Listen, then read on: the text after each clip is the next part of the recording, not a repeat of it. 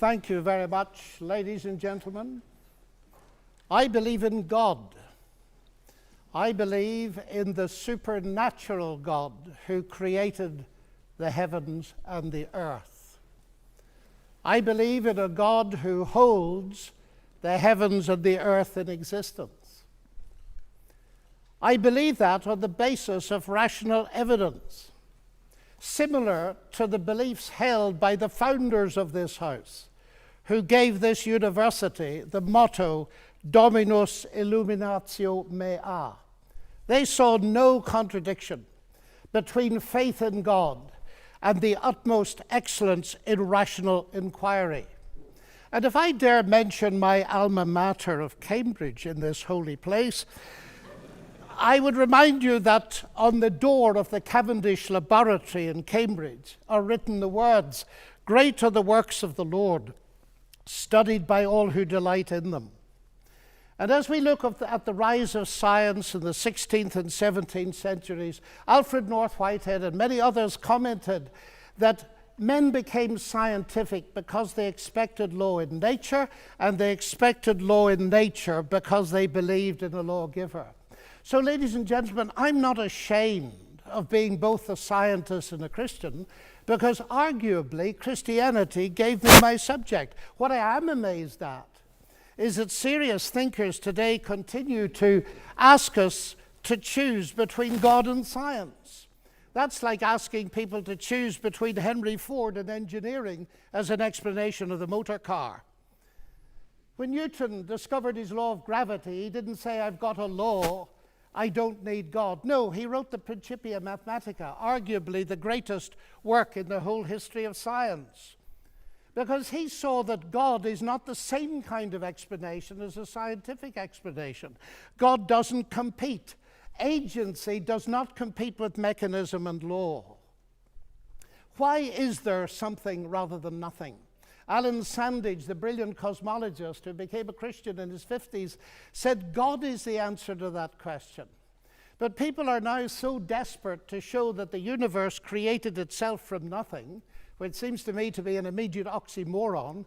If I say X created Y, I'm assuming the existence of X to explain the existence of Y. If I say X created X, I'm assuming the existence of X to explain the existence of X, which simply shows that nonsense remains nonsense even if high-powered scientists utter it. It reminds me a little bit of G.K. Chesterton, who said, "It is absurd to complain that it is unthinkable for an unthinkable God to make everything out of nothing, and then to pretend that it is more thinkable that nothing should turn itself into everything." The heavens declare the glory of God, says the ancient psalm. And we've unraveled a bit of that, seeing the fine-tuning of the fundamental forces of nature. It's something that's so striking to scientists that it demands explanation. And it seems to me that Arno Penzias hit it right. He is the Nobel Prize winner who discovered the microwave background on which a lot of the evidence for the Big Bang is based. He said astronomy leads us to a unique event, a universe which was created out of nothing, one with the very delicate balance needed to provide exactly the right conditions required to permit life, and one which has an underlying, one might say, supernatural plan. But I want to come to what I think is one of the fundamental arguments for theism. I take it this house believes in reason. That's why we're all here. And as a scientist, I believe that the universe is rationally intelligible. That is something that has struck some of the geniuses of science as demanding an explanation. Einstein said the only incomprehensible thing about the universe is that it's comprehensible. And Wigner talked about the unreasonable effectiveness of mathematics. How is it that a mathematician thinking in her head in here can come up with equations that seem to fit the universe out there? Well, how is it indeed? Because the irony of the atheist position here is evident. My atheist friends, and I have many of them, tell me that the driving force of evolution, which eventually produced our human cognitive faculties, reason included, was not primarily concerned with truth at all, but with survival. And we all know, ladies and gentlemen, what has often happened and still happens to truth when individuals or commercial enterprises or nations feel themselves threatened and struggle for survival. A leading philosopher, Alvin Plantinga of Notre Dame, says if atheists are right that we are the product of mindless, unguided natural processes, then they have given us strong reason to doubt the reliability of human cognitive faculties, and therefore inevitably to doubt the validity of any belief that they produce, including their atheism. Their biology and their belief in naturalism would therefore appear to be at war with each other in a conflict that has nothing at all to do with God. Yet my atheist friends still insist that it is rational for them to believe that the evolution of human reason was not directed for the purpose of discovering truth. And yet it is irrational for me to believe that human reason was designed and created by God to enable us to understand and believe the truth. Curious logic. By contrast with that, biblical theism asserts that ultimate reality is personal and intelligent, and the reason science works, and this was the motivating force that drove the great pioneers of science, is that the universe out there and the human mind in here that does the science are ultimately the product of the same intelligent divine mind. Human beings are made, we are told, in God's image, and that means that science can be done. That makes infinitely more sense to me as a scientist than atheism does. Now let me come briefly to ethics. Ethical behavior, like rational behavior, of course, does not itself require religious belief. This is consistent with the fact that humans are created in God's image as rational moral persons. But just as I suggest that rationality cannot be explained without the existence of God, so I dare to suggest that the existence of morality cannot be explained either. As modern science sprang from Judeo-Christian sources, so did the concept of human equality.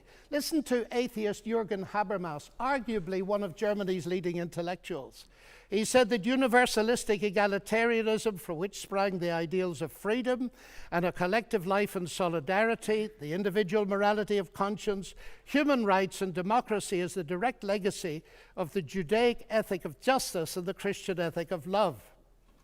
This legacy, substantially unchanged, has been the object of continual critical appropriation and reinterpretation. To this day, there's no alternative to it. Everything else is just idle postmodern talk. And it seems to me he's hitting the core of something important, because the value of a human being on which such egalitarianism rests is based not on what the human being can do, but what she's made of, or how she's made in God's image. I never forget speaking on one of my many visits to Russia to a colleague in the Academy of Sciences. And he said, "You know, John, we thought we could abolish God and retain a value for human beings. We found we couldn't, and we murdered millions of them." And Alexander Solzhenitsyn has said, "If I'm asked, why is it that 60 million of my fellow countrymen were sacrificed?" He said, the answer is, we have forgotten God. Science, of course, marvelous as it is limited. Even a Nobel Prize winner, by analyzing a cake, cannot tell why it was made. But Aunt Matilda, who made it, can tell you. She can reveal it to you. But if she doesn't reveal it to you, you'll never know. And that brings me to my next evidence. It's the same with the universe. We can analyze it magnificently, but ultimately, if it has a maker, and I believe it has, only he can tell us what it's all about. And he's done so in the powerful narrative of the Bible, in particular in its analysis of the problem with humanity, not simply in terms of behavioral breakdown between people, but a vertical breakdown of trust between us and the Creator. The unique solution to that problem is not simply in terms of human ethical development, although that's very important, but in terms of something far deeper altogether. The restoration of the fractured relationship with God through the salvation he has brought through Jesus Christ. A radical relationship that empowers us to live ethically from God. And here we reach what for me is the chief evidence, not only for the existence but the nature of God. It is Jesus Christ. He it was who not only taught the golden rule but embodied it, fed the hungry, healed the sick and suffering, and welcomed society's outcasts, brought honor and respect to the marginalized and ashamed. And he's brought forgiveness and peace to multi-millions around the world. He's able to do this, of course, because though he was a man, he uniquely never was only a man, but God become human.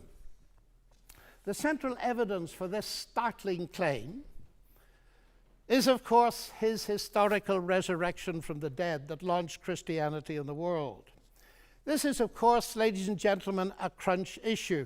If Jesus rose from the dead, death is not the end and atheism is false. If Jesus did not rise from the dead, Christianity is false. And I remember at Cambridge as a student listening to the brilliant Sir Norman Anderson, a legal expert, going through forensically the evidence from his legal perspective as a brilliant lawyer. And he said at the end of it, "The empty tomb, then, of Jesus forms a veritable rock on which all rationalistic theories of the resurrection dash themselves in vain." Just finally now, as I read the Bible, I do not only find intellectual satisfaction, but I find a great deal of that. I sense the voice of God speaking to me. You say, that's intensely personal. But ladies and gentlemen, we've been asked tonight about belief in God. And I want to strongly emphasize that God is not a theory, he's a person.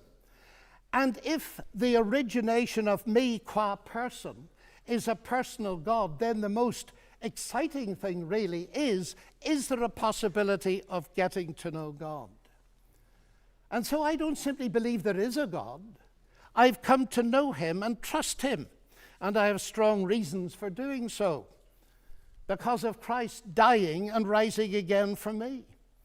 And that has generated in me a sense of utterly unmerited forgiveness, acceptance, and peace.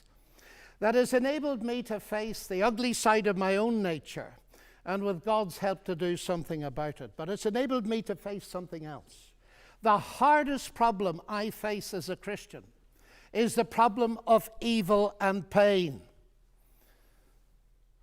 My niece getting a tumor at 22 that kills her. What do I say to my sister? And this is the hardest problem we face. But it seems to me that atheism here has no answer, because by definition, atheism believes that human death is the end, so there is no ultimate hope. But you see, ladies and gentlemen, we could stay here till midnight and beyond arguing, as has been done in this university for centuries, what a good God should, might, would, could, if not, possibly might, just could he not have done, and we'll get nowhere.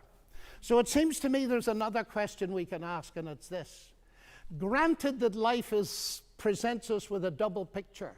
We see some beautiful things. We see some ragged edges. We see hurt and pain, and we see joy. How can we come to terms with that? And it seems to me here is no simplistic answer, but a window into an answer, and it's this. If it is actually true that Jesus is, as I believe him to be, the Son of God, then we can ask the question, what is God doing on a cross? And the answer comes back at the very least. God has not remained distant from our human suffering, but has become part of it. And the other side of that is this. Because Jesus rose from the dead, he is going to be the ultimate judge. Now here's an irony, because atheism has no ultimate hope of justice by definition. The vast majority of people in the history of the world have died without justice and will die without justice. And if death is the end, then of course they have no hope of ultimate justice. But the promise in the New Testament, guaranteed by the resurrection of Jesus, is that he is to be the judge in the coming day. So, ladies and gentlemen, those are some of the reasons why I believe that God is real and worthy to be trusted. Thank you.